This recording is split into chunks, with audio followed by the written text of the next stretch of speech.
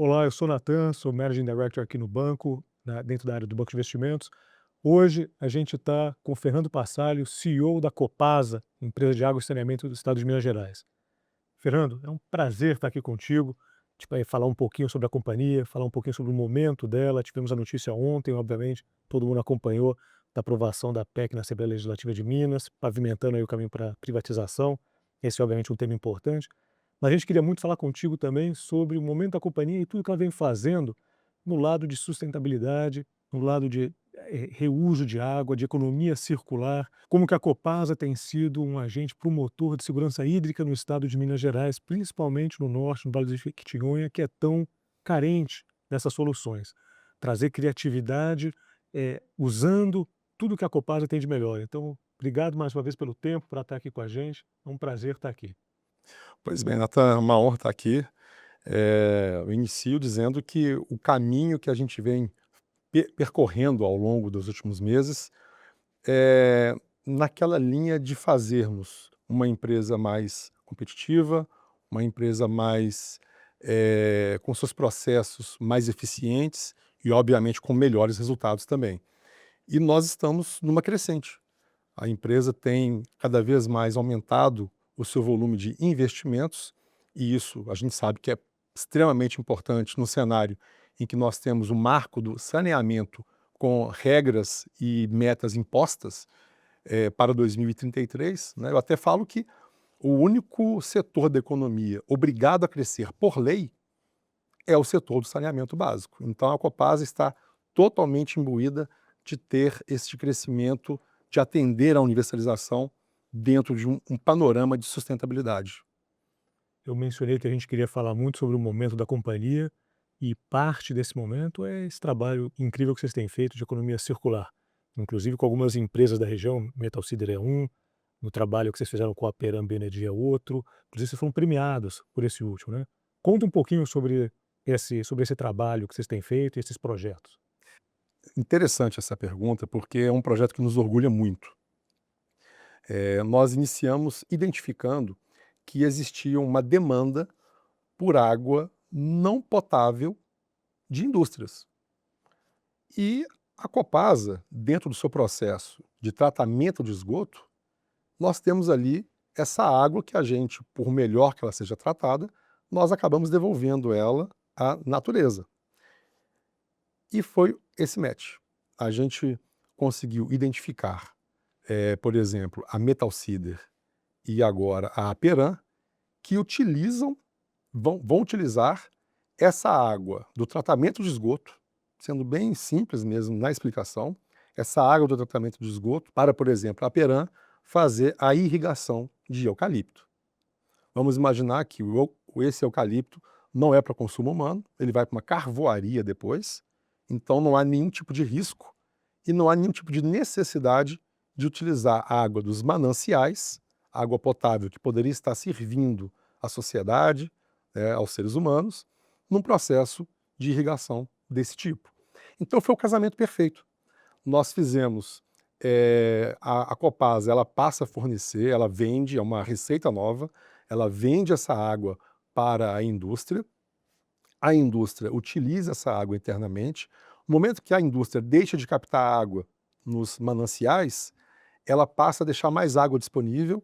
No caso da Aperam, inclusive, ela vai fazer uma doação dessas fontes de captação para a agricultura familiar, ou seja, um impacto na economia também. Eu costumo dizer que é uma relação ganha-ganha-ganha, porque ganha a Copasa com uma receita nova e a certeza que aquele efluente vai estar seguindo um caminho de apoio ao setor produtivo, ganha a empresa que compra, que tem essa água não potável para processos que não exigem potabilidade, deixando de captar nos seus mananciais, e essa parceria que foi feita tanto com a Aperam quanto com a Metal Cedar giram em mais de 1 milhão de metros cúbicos d'água. Para se ter uma ideia, eh, isso dá mais ou menos uma cidade de 20.000 pessoas, cada projeto desse.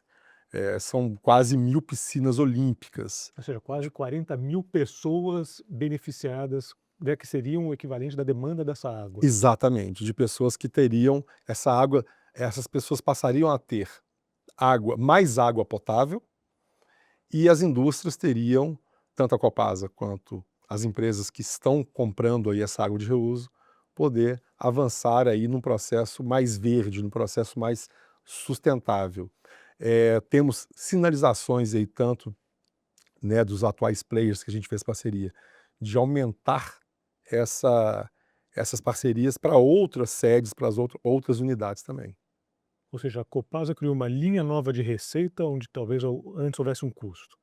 A Aperam consegue desenvolver uma licença social e maior eficiência para uma necessidade de água que ela possui nas florestas de eucalipto. Sim, E a comunidade do Vale do Jequitinhonha, que tem um déficit hídrico, tem uma questão hídrica importantíssima, ganha ao ter uma água sendo utilizada, uma água de reuso sendo utilizada ao invés de uma captação no rio.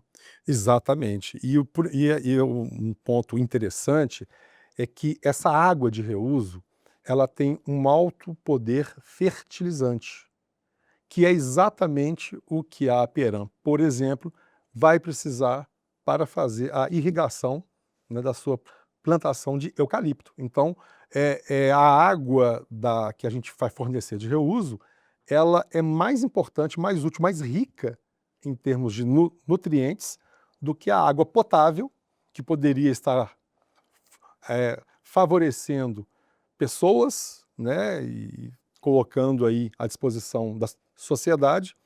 Além do que, todo esse processo gera obra, gera emprego e, como eu disse, beneficiando a agricultura local, a gente também dá mais um up do ponto de vista econômico. E me conta um pouco, qual que é a escalabilidade desse processo? Num evento com a participação de centenas de empresários, um evento organizado pela Federaminas, em Minas Gerais, e foi interessante o interesse despertado ali, naquele momento. Ainda bem que eu levei a equipe técnica, porque depois que a gente desceu, foi muita gente procurando, querendo saber como é que fazia para comprar água de reuso. E nós assinamos, nessa mesma ocasião, uma parceria com a AMIF, que é a Associação Mineira da Indústria Florestal. A AMIF está presente em mais de 800 municípios em Minas Gerais, e o interessante é que quase 60 deles estão numa região do semiárido mineiro, onde a segurança hídrica é mais crítica e onde a disponibilização dos mananciais para consumo humano é extremamente importante. Então isso nos deixa com bastante expectativa de que, em termos de escala, nós temos hoje cerca de 300 estações de tratamento de esgoto em Minas Gerais, e com uma área nova que nós estamos criando na empresa de novos negócios, a ideia é que a gente faça, com a parceria com a MIF, esse match com os off-takers aí, que possam ser compradores dessa água, liberando cada vez mais água dos rios para a sociedade. E está muito claro que essa é não só uma agenda de vocês, mas a Copasa tem se destacado nessa agenda de sustentabilidade.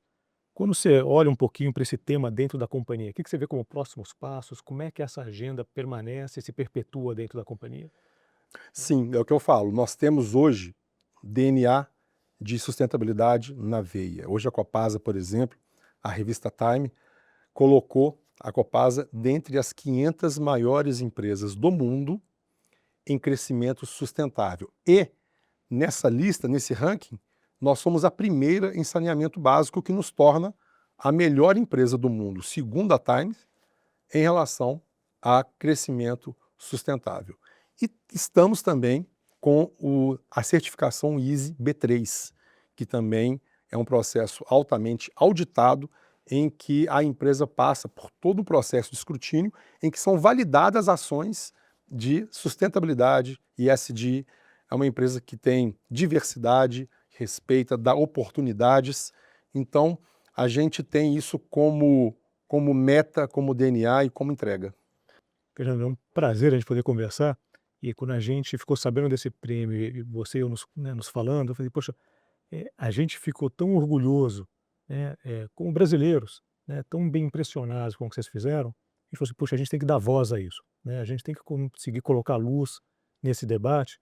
e aproveitar aqui de tudo que nós podemos oferecer para mostrar essa iniciativa que vocês estão capitaneando, estão criando, que é algo tão inspirador, tão bacana, que a gente, mais uma vez, fica muito agradecido com o tempo de vocês poderem contar um pouco para a gente aprender também, quem sabe compartilhar um pouquinho desse conhecimento com outros e ver na linha do que você colocou, né? Sustentabilidade na veia, ESG na veia, que tem como ganhar dinheiro com isso, não só através de um discurso, né? Sim, Que existe retorno econômico ao fazer o certo, né? é.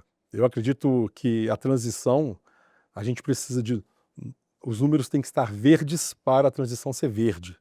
É a condição sine qua non, na minha opinião, e nós estamos mostrando e provando que o ESG tem sustentação econômica, então as empresas podem se inspirar nesse caso, por exemplo, e em outras ações que nós vamos dar continuidade enquanto empresa. E volto a dizer, uma empresa que tem ganhado eficiência, para você ter uma ideia, nesse rumo à universalização, nós ampliamos de forma muito grande a nossa capacidade de investimento em CAPEX. A empresa, em 2019, por exemplo, ela investia em um ano, investiu em 2019, cerca de 586 milhões de reais em CAPEX. Para ter uma ideia, de 2019 para cá, melhorando os processos e ajustando a casa para isso, no último trimestre agora, só nos últimos 3 meses, nós atingimos 705 milhões em CAPEX. Ou seja, nós fizemos muito mais nos últimos 3 meses do que todo o ano de 2019. No acumulado aí do terceiro trimestre, divulgado recentemente, nós atingimos 2 bilhões em CAPEX. A gente sabe que ainda falta muito, né, a caminhada para a universalização é longa, mas a empresa tem feito o seu papel em termos de ajuste de processo. Eu acho que é muito importante isso, modernizar, inovar, e nós estamos trazendo como lema uma gestão eficiente que traga resultados efetivos e consistentes para a empresa. Tá claríssimo isso. A gente enxerga olhando de fora quanto vocês têm desenvolvido, crescido e o caminho que vocês têm feito, têm trilhado, a liderança que você tem imprimido. Mais uma vez, obrigado pelo tempo, Fernando, estar aqui com a gente e parabéns pelo Uma honra enorme. Obrigado pelo convite. E para quem acompanha o Itaú BBA nas redes sociais, fica o convite para conhecer mais esse case de sucesso. Obrigado mais uma vez.